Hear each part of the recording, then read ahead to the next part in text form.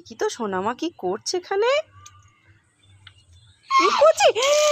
ই মা, সোনামা একদম জল ঘাঁটবে না, জল নষ্ট করবে না। তুমি আমার সবেতেই বকো, আমি তোমার সঙ্গে কথা বলবো না।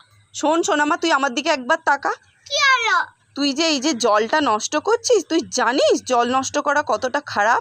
কিচ্ছু খারাপ না, কত সুন্দর ছেটাচ্ছে, গায়ে পড়ছে, ভালো লাগছে তো। না, জলের অপর নাম জীবন। আচ্ছা তুই বল, তুই সারাদিন তোকে আমি খাবার দিলাম, ঠিক আছে, তুই খাবার খেয়েই যাচ্ছিস, কিন্তু তোকে আমি জল দিচ্ছি না, সারাদিন জল খেতে দিইনি, তোর ভাল লাগবে খেতে?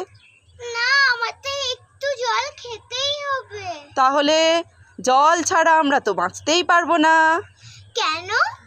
তাহলে এমা, এই যে বললাম জল ছাড়া আমরা বাঁচতে পারবো না, জল যদি আমরা না খেতে পারি তাহলে আমাদের শরীরের কোনো কিচ্ছু কাজ করবে না, কোনো অঙ্গ কাজ করবে না, আমরা তো বাঁচতেই পারবো না।